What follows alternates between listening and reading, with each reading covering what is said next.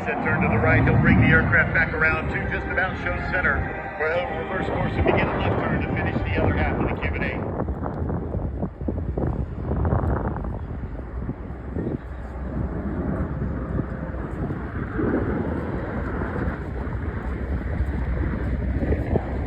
So you saw that demonstrated earlier vertically on the Nanchang CJ6 and Rick Kelly call sign Thug. Here you see it in the F5 Tiger II. The amazing speed and agility of the F5 Tiger II as he does it horizontally.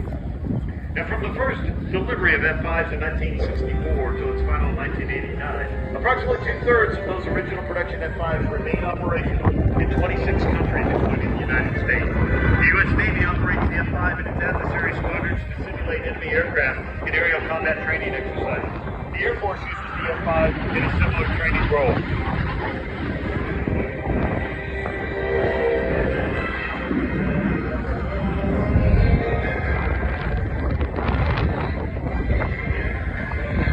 JR repositions the aircraft high and to your left. When he brings it back high, we'll watch closely as he demonstrates the handling capability of this aircraft with a 4-point precision, 4-point hesitation rule.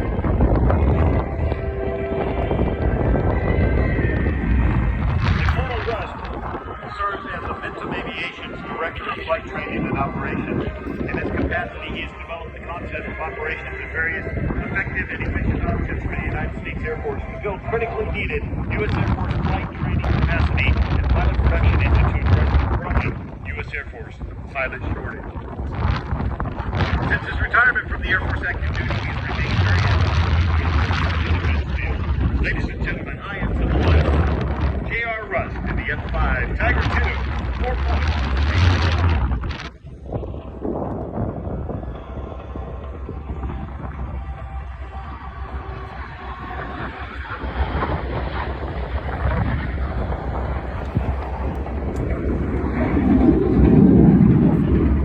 Absolutely incredible. Much like what we've seen in a number of performances today, yet another maneuver that is taught and trained to our active duty fighter pilots as they go through training, and then again they continue to practice and learn and rehearse maneuvers and basic airmanship as they move through training on all the various platforms that they fly.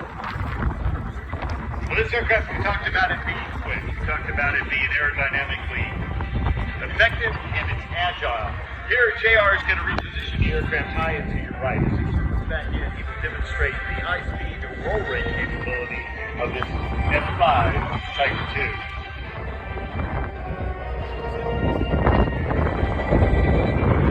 JR devoted over 24 years in the Air Force as a private pilot and commander. He served in leadership positions at the Squadron, Group, Wing, Numbered Air Force, Major Command, Pentagon, and even deployed at the tactical force level. Combat veteran of Operation Desert Storm, Southern Watch, Enduring Freedom, and Iraqi Freedom. Ladies and gentlemen, from the right, J.R. Rust in the F5 with the high roll rate aileron rolls.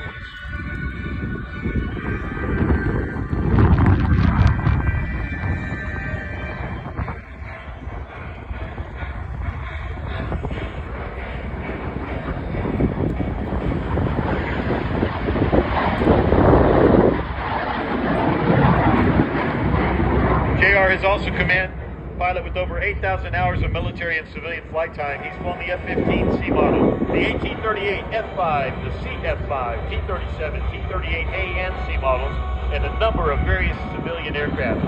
He holds several FAA pilot ratings and remains a current qualified FAA T-38, F5, and CF5 instructor pilot, International Council of Airshows demonstration pilot, as well as being nominated for the FAA Experimental Designated Pilot Examiner for the North Texas Flight Standards District Office. JR continues to reposition the aircraft high and to your left. We've talked about barrel rolls all day with different aircraft. It's a maneuver that we talked about being developed in World War I, and you've seen it performed by Ken Beach in the Interstate Cadet. You saw it performed by Rick Kelly in the Nanchang CJ6. We saw it happen in other aircraft, and now here is the barrel roll in an F5.